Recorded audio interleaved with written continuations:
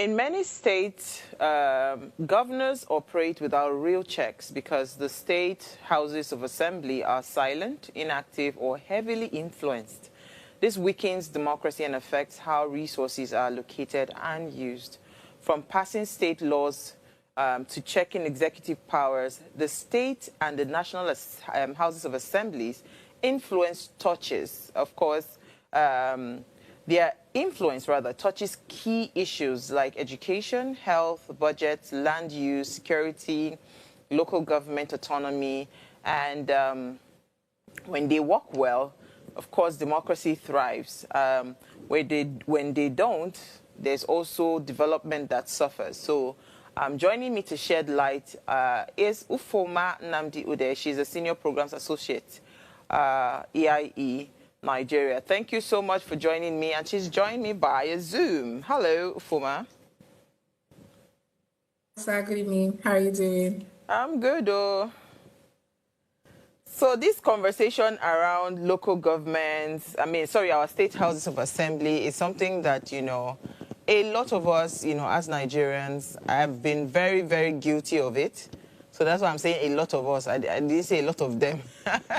I've been very guilty of not paying attention to what is going on in those areas because, again, we also were carried away by, or I was carried away by what was going on within the state executive levels, right, both at state and federal level, like every other, or like a majority of Nigerians that do same. So why does this matter, right? Why does it matter that the state houses of assembly, why do they matter? And why do we need to intentionally, bring this conversation at the front burner? Okay, thank you very much for having me again. I was going to say that you said local government, because that's where your heart is. Anyways, I think that one of the reasons why it's important, so why state assemblies are important, also why like the National Assembly is important as well. So, but the state assembly, they act basically what the National Assembly does at the federal level, the state assembly, they do the same at the state level. So they also exist to make laws. So there are state level laws, which when we go further into the conversation, you will also see how that can be problematic. So they make laws. They also represent you. So the same way you have a representative at the federal level, the same way you have a representative at the state level. So if you're from Alimosho local government, or you're from Ikeja local government, you have a state assembly member, that's in Lagos State, that speaks on your behalf at the state assembly. The same way the National Assembly has a speaker, the state assembly has a speaker, chief whip. So it's almost basically the same thing. So they do the same things, but at the state level. So they represent you. I said they make laws, they represent you, and they also perform oversight functions. So when we say that, no jokingly, people would say like governors are like those kings that just do whatever they like for 4 years. Like people don't really pay attention to what's happening at the state level. But then your state assembly, they are there to provide oversight function. They're the ones that approve or disapprove your state budget.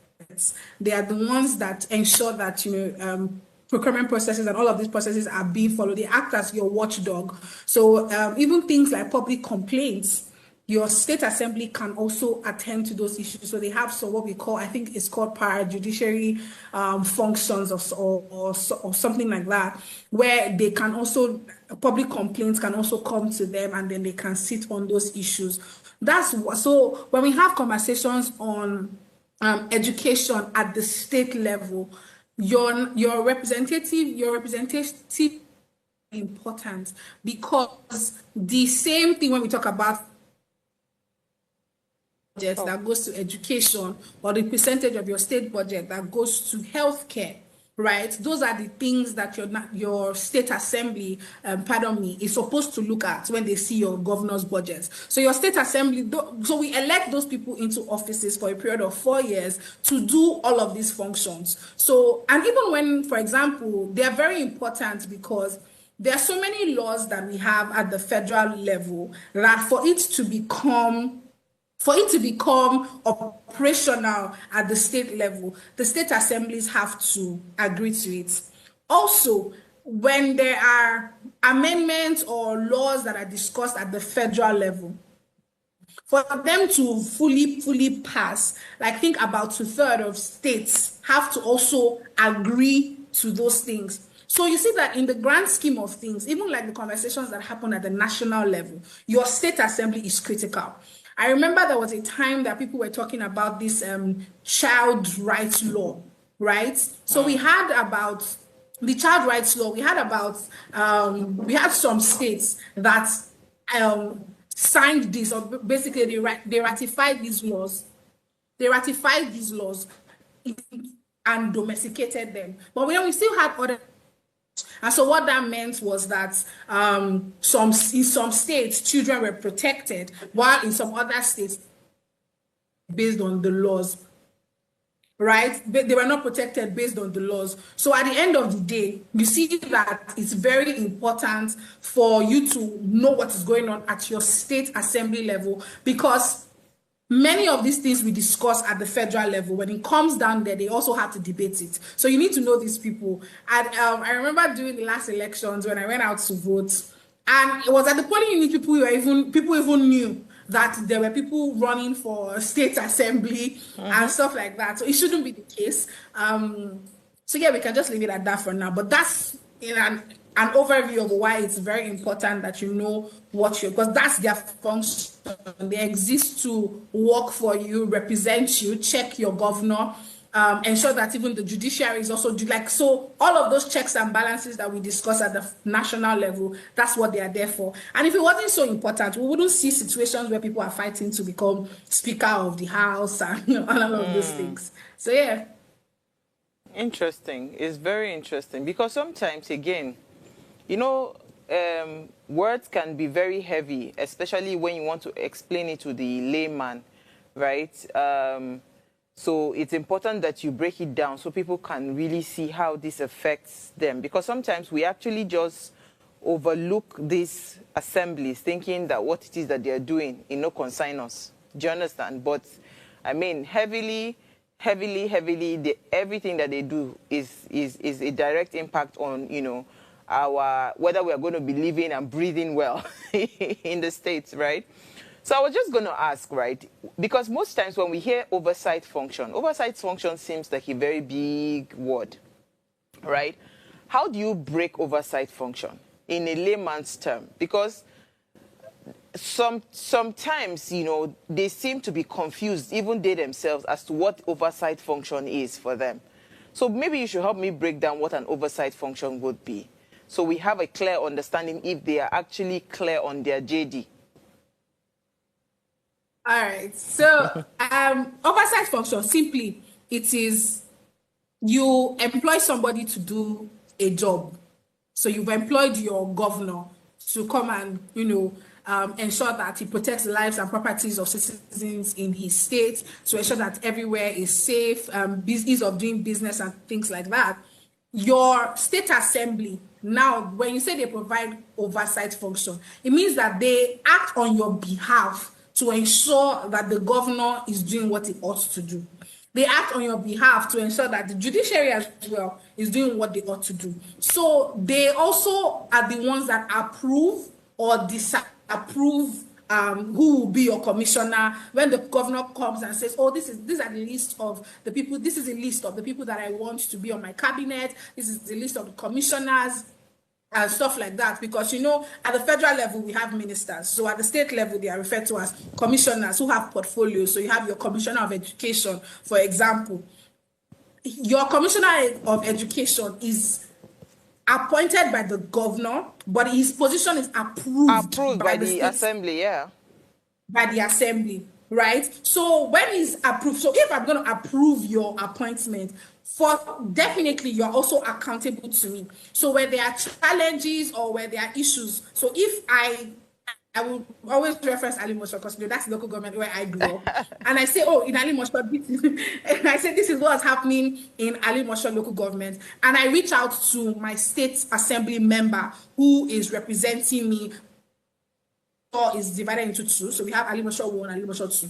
So if I reach out to the person that is representing me there, he can call the commissioner to come and sit before a committee, basically to explain what he's doing and why some people are not expressing the dividend of his office or of his portfolio and things like that. Those are the oversight functions. So when a governor is not moving in the right way that he's supposed to move, right? You would also, your state assembly is supposed to be there to say, hey, Mr. Governor, you shouldn't do this. This is not within your constitutional purview, or this is what you are supposed to do according to the Constitution. No, Mr. Governor, nobody approved X amount of money for you to do this. When the governor is overspending or underspending, when he's unable to, when the accounts are being audited and there are questions that need to be asked, your assembly member is supposed to, your state assembly rather, is supposed to call the governor or the executive into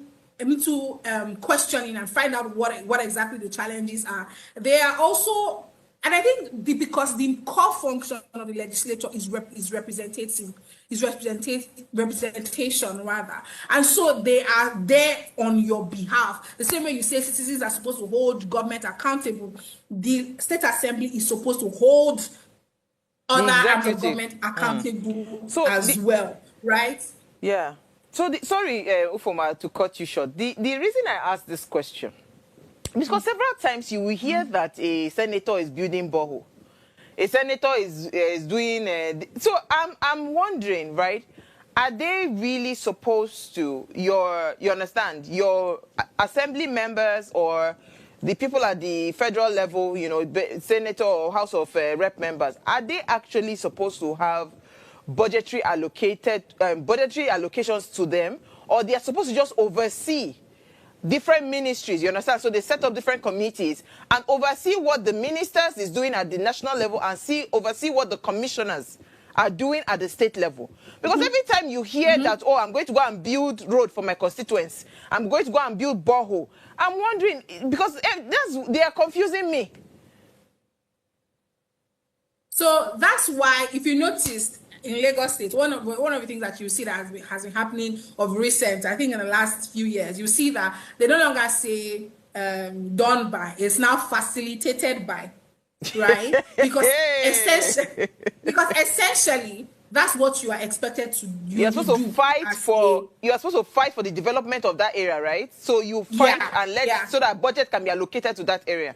Okay, go ahead. Yes, so for at the federal level, and I think that also applies at the state level, is that you can so you have a constituency allocation, right? Whereby you can, say, okay, my constituency, they need this, they need this, they need this, and everything. But you don't necessarily do this. There's an MDA or an office at the state level, like there's a commissioner, like we said, like you mentioned, that is in charge of doing these things. And so your role there is to ensure that it's done, that the right processes are followed, and your constituents see the dividend of you being in office on their behalf. But at the end of the day, these things can only be possible whereby there is some form of engagement with your constituency, with members of your constituency. Because what we see is that, for example, if in my local government or in my local government or where I reside, what we need is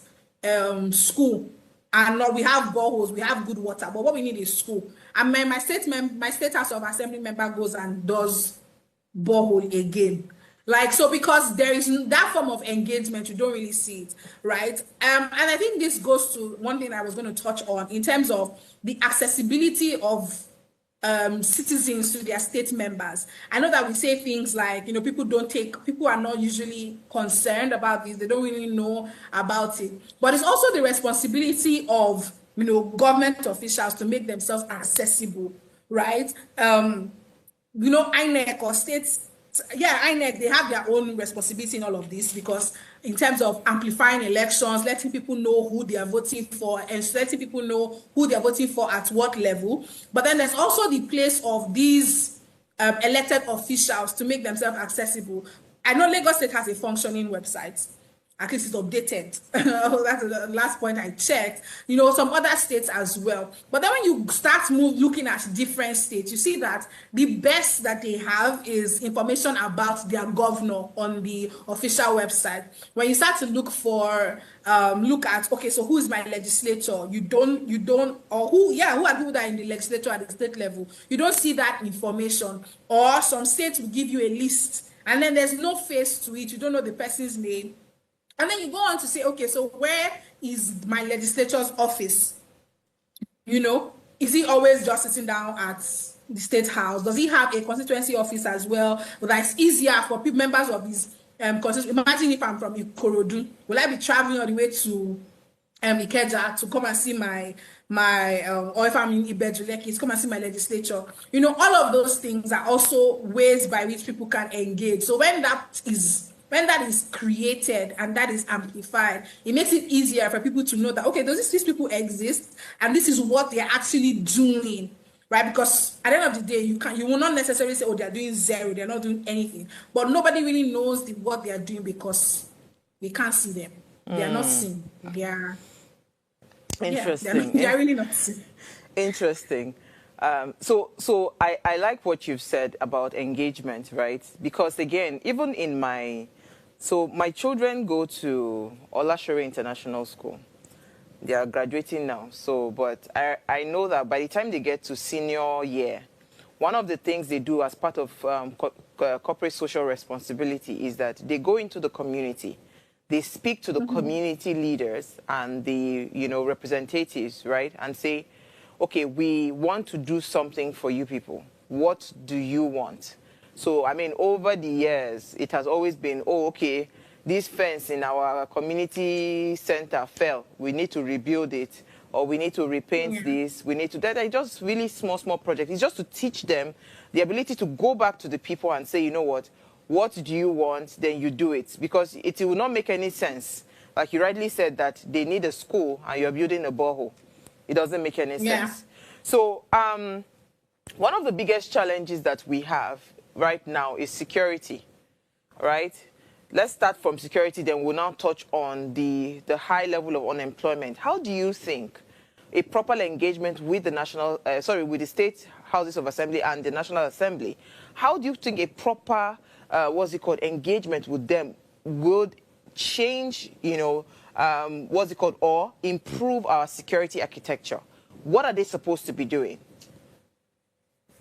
So, I think that the same way we have committees at the federal level to address certain issues, the same way we have committees at the state level in the state House of Assembly to address certain issues.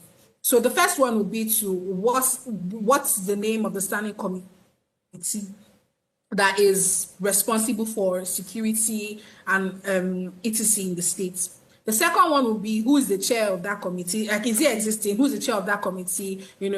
How do I reach out to the person and then sending a petition? When you send that petition to the person and then you follow up and stuff like that, what is expected of the State House of Assembly is to call all the relevant parties together, right? It's similar to something like we had during the NSAS judicial panel, right? That happened in different states. So imagine if you have all of these, you have the police, in the room as well. So you're asking them questions. They also need to speak to the governor, like, what's your plan for this? This is what is happening. What are you guys doing about it? Who is the commissioner of police? What is going on? What is the plan? And then, they start to work together. So there's that collaboration that happens between the different agencies, security architecture in the state House of Assembly, the executive as well. And then when the judiciary needs to come in, the judiciary comes in to just ensure that there are proper punitive measures for cases where people people that break the law and affects security and stuff. You know, that's what we're supposed to see. Then we're supposed to see those types of engagements. They are supposed to also let us know what it is that they are doing. Those are not the things that you will be doing. You are doing closed door meeting and everything. Like all the closed door meetings that you've done, what have they led to? You know, let us know what it is that you are doing. They are supposed to also monitor the budget that is allocated for security, right? Yes, so there's also that. So that's also part of the things that they will discuss when they call Mr. Governor to say, you can't say that you want to spend X amount of money and this is what is happening. You know, and that's the place of data. That's where the place of data comes in. So these are the number of cases, because I think one thing that is very rampant, especially recently, is this cases of missing people. I don't know if you see them a lot on your social media timeline. Feed, yeah. But every day it's like fresh 50 people. It's like, what is really going on? Those are the type of issues that we should be discussing at the State House of Assembly. Like, okay, so this state is not safe. People are not, this is happening, that is happening in and then they're receiving petitions left, right, and center from citizens as well. So the same way we don't want the National Assembly members to sleep, the State Assembly members, they're even closer to us because they are living with us in the same states. You know, they should not sleep.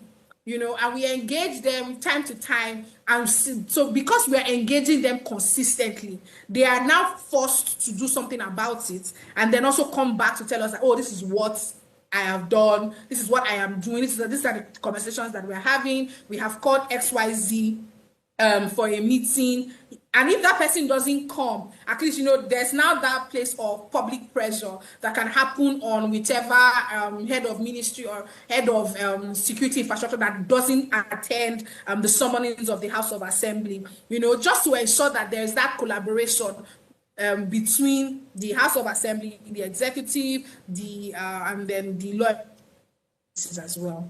Okay. So I think that should be like what we should expect. We should see that, I don't know, it should be alive. You know, I think State House of Assembly should be vibrant. It should be alive. Like when issues are going on within the state, you should be able to deliberations. But usually all those deliberations, I know that most of the State Houses of Assembly, they televise those deliberations. Maybe it is just us that we're not conscious of it and paying attention to it. But you know what? Let's go on a short break, right? When we come back from that break, we'll shed more light on this conversation. Stay with us.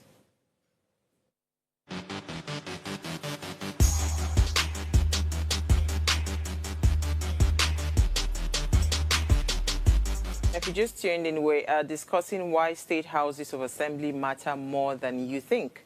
Please, let's hear what you have to say. Remember, you can join the conversation. Send us an SMS or WhatsApp to 081-803-84663. You can also call our phone lines. The numbers to call are 07025 007749 or 07014242420. Let's hear what you have to say.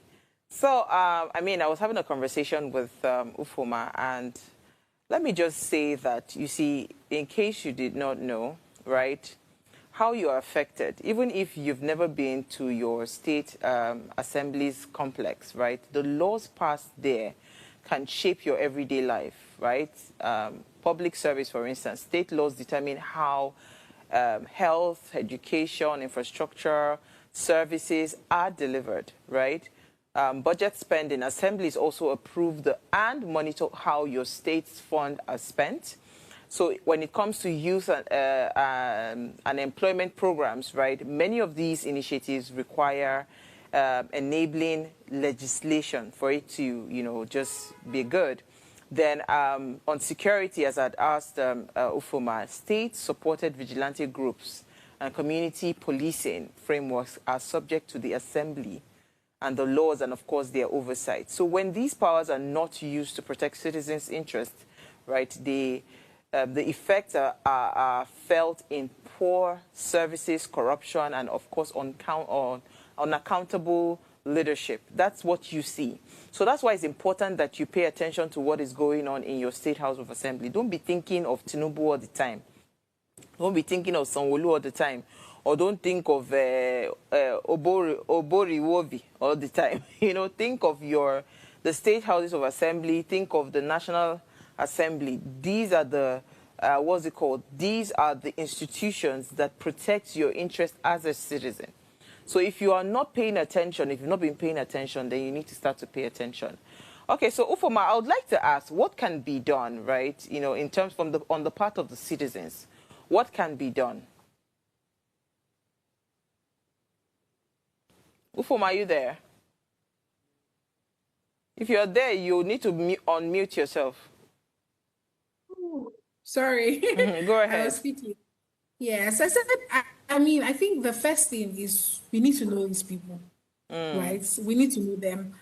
So I know that if you go on shineyoureye.org, you would be able to find where this, I mean, the data there is continuously being updated, right? But then you would be able to find at least 60 to 75% accurate data on who your state's legislator is. You know, you need to know them, you need to engage them. You need to also understand, like, well, I was going to say something, but it doesn't apply to us here right now. You need to track their legislative record. Okay, so sorry, Ufuoma, before we go on tracking the legislative record, right? When you say engage with your representatives, now, do we have a platform that the representatives are also seeing it? And you are going there to go and engage them. So it's almost like, okay, this is the platform where you, as a representative, you're able to see what is being reported about your what's it called, your constituency. And I, as the, what's it called, the complainant, I'm able to drop my complaint and the representative sees it and is able to take action. Because if I go to shineyoureye.org, for instance, if I'm just only picking the phone number, who then monitors that this person is responding to me? So I think that is. Oh, sugar. Ufuoma, are you there? Because what I'm... Ufuoma, are you there? Oh, sugar. We're having network challenges. I was just going to say that because, you see, it's not enough. The reason you see a lot of our lawmakers or presidents or governors or whatever responding, EFCC, responding on social media, is because on social media, they know that when somebody posts something and it goes viral or people see it, they know that people are watching to see that they are going to respond, you understand, or are watching for their actions or reactions or whatever it is you want to call it. But if I just go to a platform and I pick up the number of my representative and I engage that representative maybe on private chat, on WhatsApp or whatever, and the representative does not respond to me, how do we then monitor whether the people are even responsive? Ufuoma, are you back? Yes, I'm back. Can you hear me now? Yes, I can hear you clearly now. So I think that one of the ways by which we encourage people to use this Shine Your Eye platform is also something that we did when the whole River State of emergency was happening. We usually have, share like. Oh wow! Today is today. We want to bind and cast every network problem. Because I really want to know how we're able to engage them. So it's so I'm hoping I'll be able to get Ufuoma back, right? But she was going to touch on something. She says, you know, we need to track their legislative record. So, for instance, what is your representative doing? What are the kind of bills, you understand, that they have sponsored? You know, what kind of motions they've moved in the House? It's not just enough for you to say, okay, we have a representative and all of that. How many things have you done in that House that represents my interests? Do you understand? And that is what we mean by tracking their legislative record. Have you passed a bill that protects me? You know, all of those things. Have you sponsored a bill? Have you, moved a motion that impacts me? You know, so we need to be clear so that even inside that House, we're able to identify the ones that are just there to occupy space. So when it's the next election, we say, come, Oga, you didn't do much. You understand? You have of no use to us. Because, you see, those state houses of assembly and the national houses of assembly, they have the tendency to be there forever. Like, literally, some people can be there for 30 years, 40 years. Unprovoked. They will just be there. But if they are effective, it's not a problem. But if they are just there occupying space and nothing is being done, or they are not having any impact, you understand, then of what use are they to be in that place? Ufuoma, are you back? Yes, I'm back. Okay, all right. Oh yeah, quickly, you were trying to say that what you did in River State. So yeah, so basically we gave people format messages, told them to engage their representative, and then we asked them, people shared it. Oh, I reached out to my representative, this is the message. So there were people that sent messages, received feedback. There were people that called and the representative was like, oh, my hands are tied. There were people that called and said, um there's nothing we can do, we've already voted, all of those things. So there was live engagement. So, and something like that we do as well. If we send a letter to an organization or to a government agency, we post it online and tag them. So citizens are also aware that, oh, EI Nigeria sent a letter to X agency to find out about XYZ, and it has been acknowledged. So we post the acknowledgement copy. Do you see? So you will Yes. not say, no, you did not get it, you did not receive it. No, no, no, no. If you check, it's in your archives. And then we follow up. In the place of tracking to ensure that they are effective and they actually They there engage, yes. doing what they do and they engage. I think step that's the next step we need to go to in our own legislative processes. That's a bit whether state or federal. Because how do I even know that my legislator came to work? How do I know? Is it they're still signing paper? Do you see when they were voting? They were signing. No, no, no. The world has advanced. That's why CSOs are clamoring for openness. Open state assembly. Let everything be open and transparent. Let your records be public. Publish this thing. You put out other papers. So I'm sure that some state house of assemblies, they also share like their other papers on specific groups, which I think that those groups should be open and should be made known to the public. Let people know that groups like that exist. That's one thing this current 10th House of Assembly that they are doing at the national level that I think we can give them kudos for. Every day there's a platform where anybody can join the platform and you will just be receiving like the other paper, what they are discussing, who said this, who sponsored that and stuff like that. That's how you can track. Next step should have these things on your websites. Let us know how many legislative days are in a month. Who came, what is the person talking about, what bill is the person sponsoring, what motion is the person moving, which committee, what's happening in the committee at this point in time. All of those things should be live. That's what I meant when I said that the House of Assembly should be alive. It should be breathing. It should be active. We should be able to go on their platforms to see that, oh, this is what is going on. This is the stage where this bill is. So that's what we mean by tracking. It's beyond, honestly, right? Your state house of assembly member is beyond facilitating roads for you. That's good.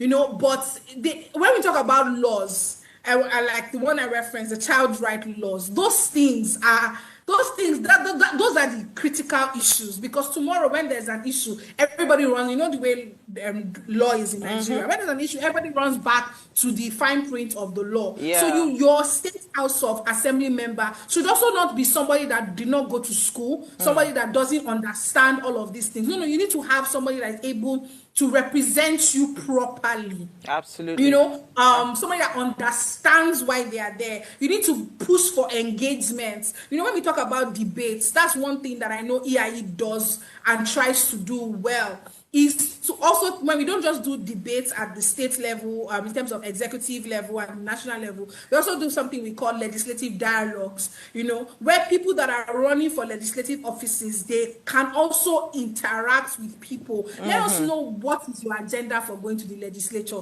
You also need to have a plan as a legislative member, so your people know what it is they are checking you against. And so when you have interactions with your legislator, or you walk up to your you go to your state assembly complex and you want to go and meet this person, for example, I think the easiest one we can do is even committee, right? Because we didn't know when they were running for election. We can say we didn't know when they were running for election. We weren't really informed about the entire situation. But now, what can we do? The remaining